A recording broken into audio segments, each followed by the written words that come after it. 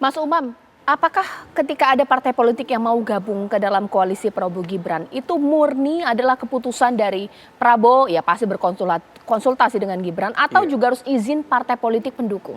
Iya, secara teori Ya. memang dalam sistem presidensial semuanya ini adalah hak prerogatif presiden. Tetapi bagaimanapun juga ini sistem presidensial yang diletakkan dalam mekanisme multi-party system.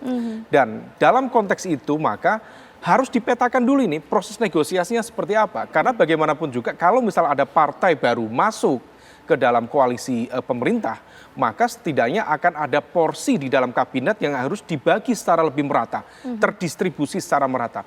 Tantangannya Mbak, kalau misal kemudian kita merujuk pada Undang-Undang Kementerian Negara, praktis hanya ada 34 slot Kementerian Negara, nomenklatur.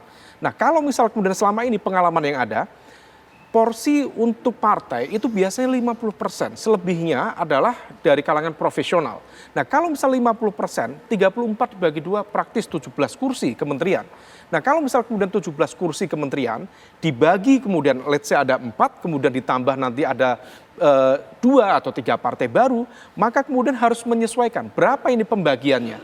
Nah maka kalau misal kemudian merujuk tadi, di satu sisi memang hak prerogatif presiden, tetapi rasa-rasanya semua itu harus tetap mendapatkan approval dari partai-partai terutama di core coalition, di koalisi 02 yang kemudian selama ini menjadi the backbone dalam memperjuangkan kemenangan bagi presiden dalam konteks ini Pak Prabowo dan wakilnya.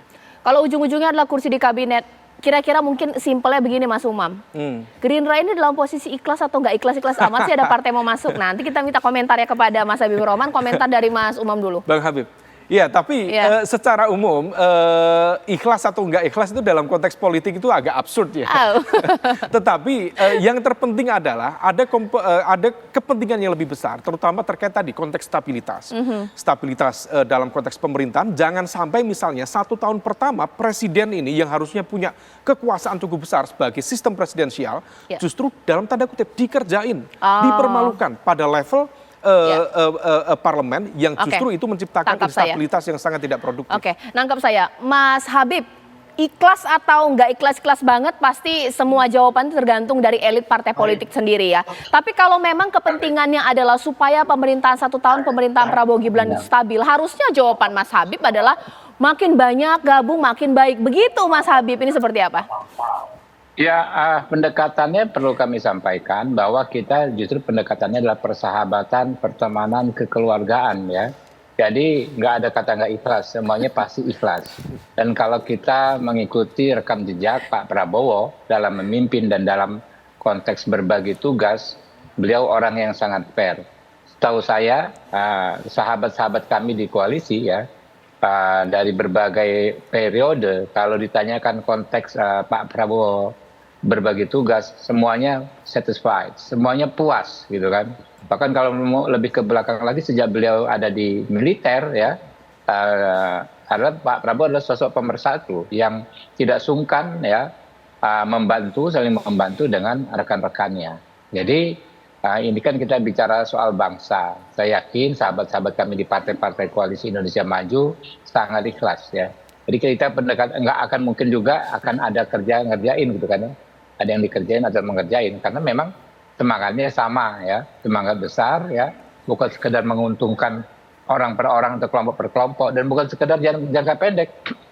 Mbak Caca, bukan setahun, 2 tahun atau 5 tahun. Kan sebagaimana disampaikan petinggi-petinggi partai koalisi, arahan kita adalah Indonesia Emas ya 2045. Bagaimana situasi saat ini adalah situasi yang penting bagi kita untuk melompat tinggi ya. Dan itu seperti sudah menjadi kesadaran bersama. Indonesia ini adalah negara besar. Saya nggak munafik, kita nggak munafik juga ketika kita berpolitik, kita berbagi tugas, tentu juga kan berbagi posisi misalnya. Terlalu banyak ya, terlalu besar negara ini bagi kita untuk berbagi tugas ya. Banyak sekali yang bisa kita lakukan bersama-sama sehingga semuanya pasti dapat tugas-tugas yang mulia ya, tugas yang baik untuk kepentingan bangsa, tetapi juga tidak mengabaikan kepentingan rekan-rekan tersebut.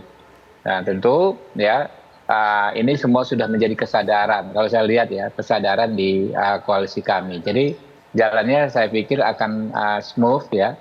akan lembut saja ya. Berapa bulan ini kita ada waktu katakanlah transisi, tapi pasti berjalan dengan penuh rileks ya, penuh relaksasi.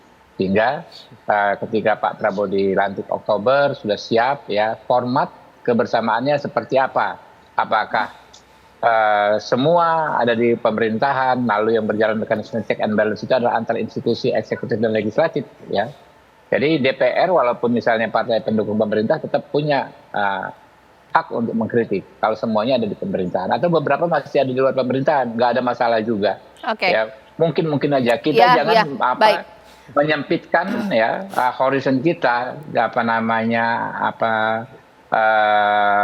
pandangan kita Baik. pada praktek-praktek di negara lain. Kita negara besar yang bisa ya membuat sistem tersendiri yang berdasarkan kekhasan negara kita sendiri. Oke, ditahan dulu Mas Habib. Mas Ismail, kalau dengar dari jawaban Mas Habib ini kan tidak ada rasa penolakan untuk partai-partai masuk ke dalam koalisi atau rekonsiliasi besar. Nah, ini sekarang berarti tinggal PKS. Masa PKS mau puasa terus? Kalau orang puasa kan ada buka puasanya. Bolehlah bergabung ke dalam pemerintahan, masa oposisi terus? Baik, saya pikir memang catatan yang disampaikan Mas Habib tentu saja ini menjadi satu hal yang menarik. Tetapi rasanya masih terlalu dini untuk kita mendiskusikan hal ini, Mbak. Karena proses kemudian pemilu ini tentu saja meskipun sudah diumumkan, masih ada mekanisme, dan kami sebagai partai yang baru saja berjuang bersama paslon Anies Muhaimin merasa masih terus berkewajiban untuk mengawal suara kurang lebih 24% itu. Sehingga tentu saja bahwa apa yang kemudian sementara berproses ini kita tunggu sampai MK telah bergulir. Dan begitu pun saya kira hak angket. Hak angket ini juga merupakan salah satu bagian mekanisme yang diatur secara konstitusional, sehingga sejauh ini PKS masih terus berkomitmen, masih terus konsisten untuk membersamai suara rakyat, khususnya 24% yang telah menitipkan amanahnya. Ya, saya ingin menyampaikan bahwa tentu saja apa yang menjadi diskusi kita pada malam hari ini, bahwa ketika ingin membangun bangsa, saya setuju dengan Mas Habib tadi bahwa tidak semuanya harus ada di dalam. Sama-sama terhormatnya saya kira ketika kita ada di dalam pemerintahan dan ada di luar pemerintahan.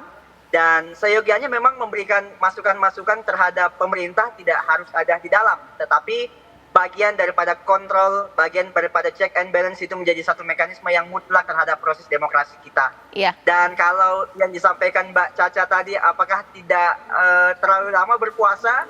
Ya, kami menikmati proses itu Mbak Caca. Bahkan kami merasa bahwa adanya kami di luar pemerintahan ternyata juga menjadi nikmat tersendiri buat kami. Alhamdulillah di pemilihan kemarin PKS termasuk salah satu partai yang mendapatkan bagian tambahan presentasi dan juga bagian tambahan kursi di legislatif. Sehingga sampai hari ini kita menunggu mekanisme partai yang ada di PKS. Semoga insya Allah apapun keputusan nantinya bisa memuaskan banyak orang, dan tentu saja tujuannya satu, bahwa sama-sama ingin membangun bangsa ke depannya. Oke, sesaat lagi karena tadi sudah diingatkan oleh Mas Ismail Bahtiar bahwa betul ada hak angket, ada gugatan ke MK. Apakah dua faktor ini pun jadi bargaining position dari partai politik untuk masukkan dong saya dalam kabinet, dapat dong jatah menteri, karena ini juga luar biasa ya.